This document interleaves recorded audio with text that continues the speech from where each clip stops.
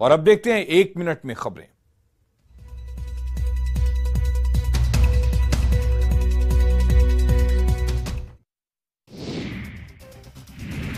हाजीपुर में बिजली विभाग के लाइनमैन की गोली मारकर हत्या कर दी गई है। अपराधियों ने अजय तिवारी को 8 गोली मारी है। बताया जा रहा है कि लालगंज स्थित केदार चौक पर अजय तिवारी की दुकान है। आज सुबह ही दुकान पर 2 अपराधी आए और सिगरेट की मांग की। जब वो सिगरेट देने लगे तभी अपराधियों ने गोलियों से अजय को भून दिया। पूरी घटना का सीसीटीवी फुटेज सामने आया है। आप देख सकते हैं कि कैसे अपराधी आते हैं और तब तक गोली मारते हैं जब तक अजय तिवारी ने दम नहीं तोड़ दिया। फुटेज में दिख रहा है कि अपराधी एक झोले में हथियार लेकर पहुंचे थे और एक बार फिर हमला करने के बाद दूसरी बार आकर फिर से गोली मारते हैं। लगता है कि अपराधी अजय तिवारी की हत्या करने की नियत से ही आए थे। अजय तिवारी की पत्नी पिंकी देवी पंचायत समिति सदस्य भी हैं। बताया जा रहा है कि अजय तिवारी के पिता महेश तिवारी की भी हत्या 2009 में अपराधियों ने गोली मारकर कर दी थी और अब अजय तिवारी की हत्या हो गई है, जिससे परिजनों में कोहराम मच गया है। हालांकि परिजनों ने किसी भी तरह की दुश्मनी से इनकार किया है, लेकिन पुलिस मामले की जांच में जुट गई है।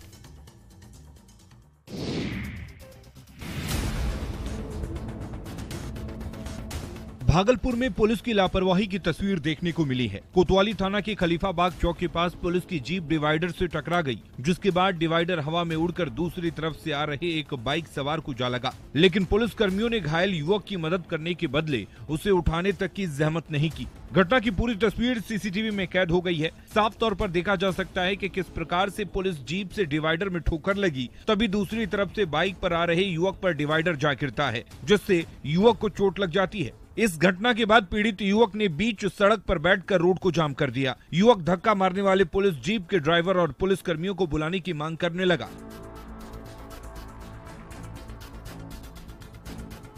घंटों रोड जाम रहने के बाद कुछ पुलिस वाले पहुंचे और युवक को जबरदस्ती पुलिस जीप में बिठाकर इलाज के लिए ले गए। वहीं युवक का सिर्फ इतना कहना था कि उसे धक्का मारा गया तो पुलिस वालों ने उसे उठाया क्यों नहीं, उसे सड़क पर ही छोड़कर क्यों भाग गए। अगर उसकी मौत हो जाती तो उसका जिम्मेदार कौन होता।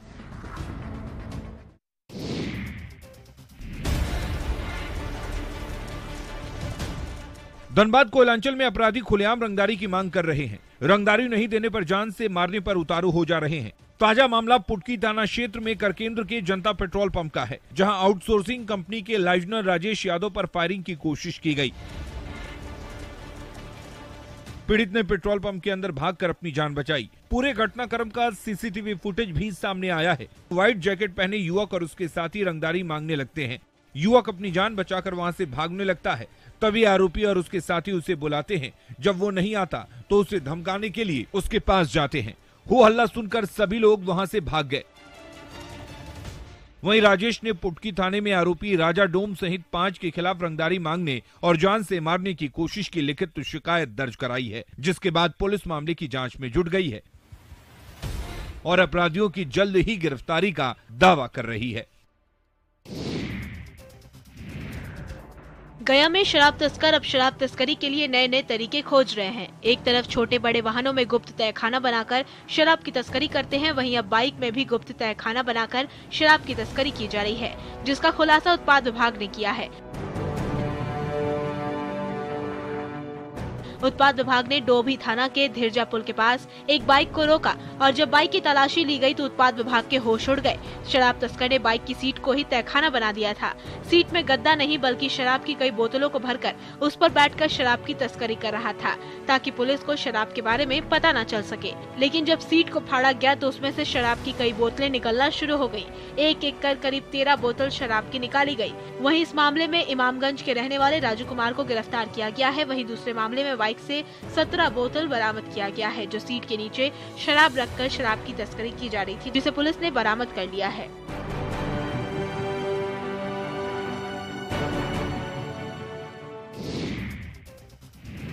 बोकारो में प्रदूषण और ओवरलोडिंग से परेशान सिवंडी और आसपास के इलाके के लोगों ने रेलवे साइडिंग में काम बंद करा दिया।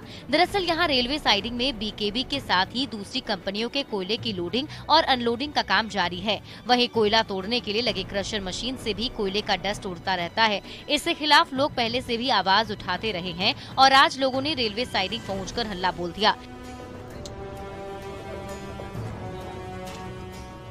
लोगों ने 10 दिनों के अंदर काम नहीं रोके जाने पर आंदोलन की चेतावनी दी। लोगों ने कहा कि वे प्रशासन को लिखित सूचना देंगे। अगर 10 दिनों के अंदर इस पर रोक नहीं लगी तो वे आंदोलन करने पर मजबूर हो जाएंगे। दरअसल यहाँ रेलवे के द्वारा कोयले की लोडिंग अनलोडिंग के लिए साइट दी गई है, जहाँ पर 3 से 4 कंपनियों के द्वारा काम किया जा रहा है। क्रशर मशीनें लगाई गई हैं, जिससे निकलने वाली डस्ट आसपास के इलाकों को प्रदूषित कर रही है। इस इलाके के लोग काफी परेशान हैं।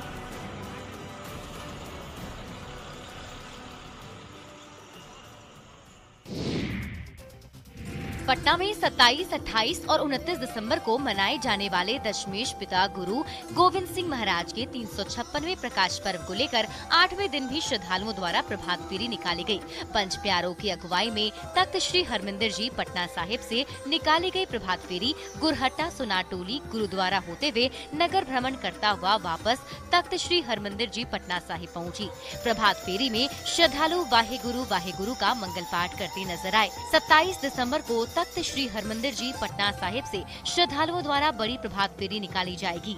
वहीं प्रकाश पर्व को लेकर 26 दिसंबर को गायघाट गुरुद्वारे में 3 दिवसीय अखंड पाठ शुरू होगा। इसके साथ ही अगले दिन 27 दिसंबर को तख्त श्री हरमंदिर जी पटना साहिब में 3 दिवसीय अखंड पाठ होगा। गायघाट गुरुद्वारे में अखंड पाठ की समाप्ति पर 28 दिसंबर को गुरुद्वारे से भव्य नगर कीर्तन निकाला जाएगा, जिसमें हजारों की संख्या में श्रद्धालु भाग लेंगे। अगले दिन 29 दिसंबर को प्रकाश पर्व पूरे धूमधाम के साथ मनाया जाएगा।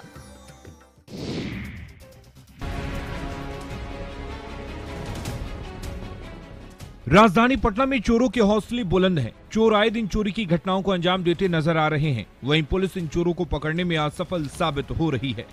ऐसी ही चोरी की एक घटना जक्कनपुर थाना क्षेत्र से सामने आई, जहां शुक्रवार की देर रात करबिगहिया रोड विशाल कम्युनिटी हॉल के सामने खड़ी बाइक पर चोरों ने हाथ साफ कर लिया। हालांकि चोरी की घटना सीसीटीवी में कैद हो गई है। तस्वीरों में साफ देखा जा सकता है कि चोर बाइक के पास आता है, फोन पर बात करने की एक्टिंग करने लगता है। चोर काफी देर तक बाइक के आसपास ही घूमता रहता है। इसके साथ ही वो चारों तरफ नजर भी दौड़ाता रहता है कि कोई उसे देख तो नहीं रहा। जब चोर को यकीन हो जाता है कि कोई उसे नहीं देख रहा है, तो वो चुपके से बाइक के पास आता है और बाइक का लॉक खोलने लगता है। काफी देर ट्राई करने के बाद वो बाइक का लॉक खोलने में सफल हो जाता है और बाइक स्टार्ट करके वहां से 9-2-11 हो जाता है। वहीं पीड़ित ने चोरी की घटना की थाने में शिकायत की है, जिसके बाद पुलिस भी मामले की जांच में जुट गई है।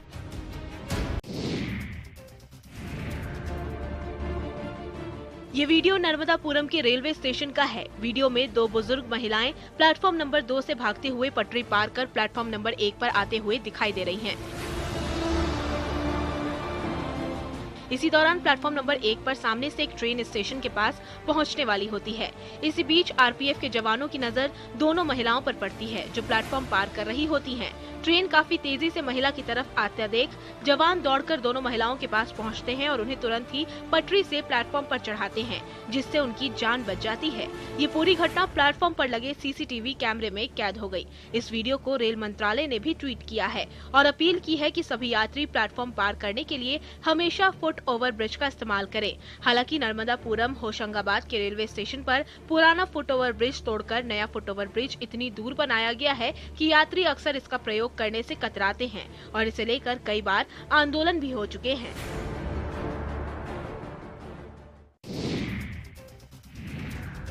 जरा सोचिए, आप अपने मूड में चले जा रहे हैं और अचानक टाइगर सामने आ जाता है तो क्या करेंगे? इस खूंखार जानवर से अपनी जान कैसे बचाएंगे? क्या टाइगर के सामने शेर बनने की कोशिश करेंगे या दबे पांव भागने की?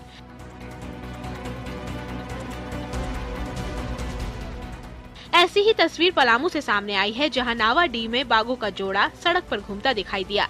सड़क पर बाघों को देखकर अचानक लोग सहम गए और उसका वीडियो बना लिया। दोनों बहुत ही खूबसूरत अंदाज में चहलकदमी करते दिखे। अंधेरी रात में सड़क पर बाघ को देखकर राहगीरों की सांसें थम गई, लेकिन बाघों का ये जोड़ा अपने ही स्वैग में सड़क के बीचों बीच टहलता रहा। फिर कुछ देर बाद दोनों जंगल की ओर चले गए। इस दौरान लोगों ने बाघ के जोड़े का वीडियो बना लिया। इधर बाघ के जोड़े को देखकर स्थानीय लोगों में हड़कंप जरूर है, क्योंकि इससे पहले यहाँ तेंदुए को हमला करते देखा गया था। ये वीडियो सोशल मीडिया पर वायरल है। हालांकि न्यूज़ 18 इस वायरल वीडियो की पुष्टि नहीं करता है।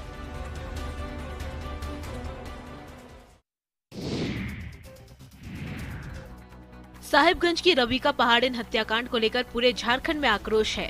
देवघर के टावर चौक पर आदिवासी छात्रों ने रबीका के हत्यारों को फांसी की सजा देने की मांग को लेकर कैंडल मार्च निकाला। इस दौरान झारखंड सरकार के खिलाफ नारेबाजी की गई। साथ ही रबीका को श्रद्धांजलि देते हुए आदिवासी की रक्षा कर पाने में सरकार को नाकाम बताते हुए इस्तीफे की मांग की। प्रदर्शनकारियों ने हत्यारों को कड़ी सजा देने की मांग की है। दरअसल साहिबगंज में अपनी पत्नी रबीका की जान लेकर उसके शव को 50 टुकड़े काटने वाले दिलदार अंसारी और उसके परिवार के आरोपी सदस्यों की गिरफ्तारी हो गई है। गिरफ्तारी के बाद हत्याकांड पर से धीरे धीरे पर्दा हटने लगा है। पुलिस के मुताबिक आरोपी दिलदार अंसारी और उसके परिवार के सदस्यों का रबीका पहाड़िन से झगड़ा हुआ था। गुस्से में आकर आरोपी पति और उसके परिजनों ने उसकी हत्या कर दी और उसके शरीर के कई टुकड़े कर दिए। आरोपी ने करीब 1 महीने पहले उससे शादी की थी और वह उसकी दूसरी पत्नी थी।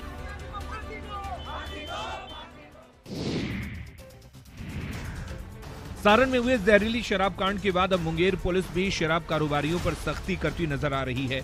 आए दिन पुलिस और उत्पाद विभाग अभियान चला रही है और तस्करों को गिरफ्तार कर रही है। पुलिस ने लगातार पहाड़ से लेकर दियारा क्षेत्रों तक शराब निर्माताओं के खिलाफ विशेष अभियान छेड़ रखा है। वहीं इस कड़ी में पुलिस ने नक्सलियों का गढ़ माने जाने वाले बनमन्नी के जंगली पहाड़ों पर शराब निर्माण के खिलाफ अभियान चलाया और महुआ शराब निर्माण में लगे 14 भट्टियों को ध्वस्त कर दिया। 3200 किलो फूला हुआ महुआ जावा को नष्ट भी कर दिया गया। मौके से 210 लीटर बना हुआ महुआ शराब को भी बरामद किया। जानकारी के अनुसार हाल के दिनों में धरारा से महुआ शराब की बड़ी खेप ले जाते समय जमालपुर पुलिस ने 2 तस्करों को गिरफ्तार किया था। मामले में पुलिस का कहना है कि लगातार अभियान चलाकर शराब निर्माण पर रोक लगाने की कोशिश की जा रही है और इसमें उन्हें सफलता भी मिल रही है।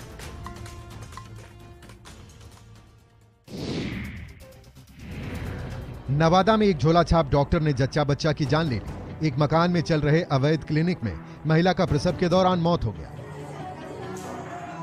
घटना के बाद सभी डॉक्टर और नर्स क्लिनिक छोड़कर फरार हो गए।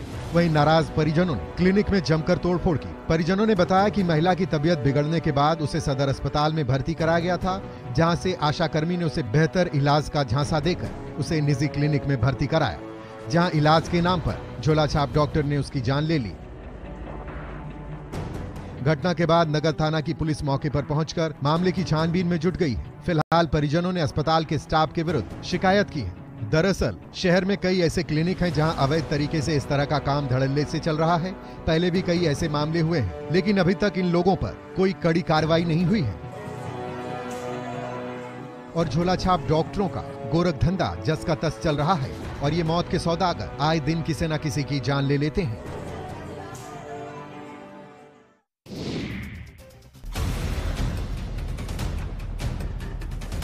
सिवान में डकैतों ने जमकर आतंक मचाया है। हथियार से लैस डकैतों ने महिला और बच्चों को कमरे में बंधक बनाकर करीब 6 लाख से अधिक की संपत्ति लूट ली। बताया जा रहा है कि करीब 15 की संख्या में डकैत घर में घुसे और अकेली महिला और बच्चों को बंधक बना लिया और पूरे घर में जमकर लूटपाट की। डकैतों ने बच्चों के साथ मारपीट भी की है। आसपास के लोगों का कहना है कि सभी डकैत हथियार से लैस थे और जब गांव वालों ने बचाने की कोशिश की तो उन लोगों ने जान से मारने की धमकी दी और लूटपाट कर आराम से निकल गए। पीड़ित महिला ने बताया कि परिवार में उनके पति मिथिलेश शर्मा पिछले 6 सालों से विदेश में रहते हैं। परिवार में किसी पुरुष के नहीं रहने से डकैतों ने महिलाओं को बंधक बनाकर डकैती की घटना को अंजाम दिया है। मकान में मासूम बच्चों को डकैतों ने उठाकर पटका और राइफल से सिर पर हमला कर दिया, जिससे उनका बेटा गंभीर रूप से घायल हो गया। डकैतों ने 3 सोने की चेन, सोने का डरकस, मंगलसूत्र समेत कई गहने की डकैती कर दी है।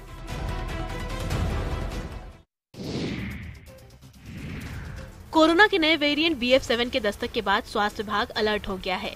सभी जगहों पर एहतियात बरते जाने लगे हैं। वहीं अस्पताल में भी सभी व्यवस्थाओं को दुरुस्त करने का निर्देश स्वास्थ्य विभाग की तरफ से आया है, लेकिन सिवान सदर अस्पताल की स्थिति अभी भी वैसी ही है। यहाँ PM केयर से बना ऑक्सीजन प्लांट काम नहीं कर रहा। दरअसल कोरोना की पहली लहर आई थी तो ऑक्सीजन के लिए हाहाकार मचा हुआ था। ऐसे में सिवान सदर अस्पताल में PM केयर द्वारा ऑक्सीजन प्लांट लगाया गया था। कुछ समय के बाद ये ऑक्सीजन प्लांट अब बंद है। पहले पूरे सिवान सदर अस्पताल में यहीं से ऑक्सीजन की सप्लाई दी जाती थी, जो अब कुछ टेक्निकल खराबी के कारण बंद पड़ा है। जब न्यूज 18 की टीम ने बंद पड़े ऑक्सीजन प्लांट के बारे में सिविल सर्जन से जानना चाहा तो उनका कहना है कि कुछ टेक्निकल कारण से ऑक्सीजन प्लांट अभी चालू नहीं हुआ है। फिलहाल कुछ तकनीकी खराबी आई है। आज हमने विभाग को अवगत कराया है, बहुत जल्द ठीक कर लिया जाएगा और ऑक्सीजन प्लांट फिर से काम करने लगेगा।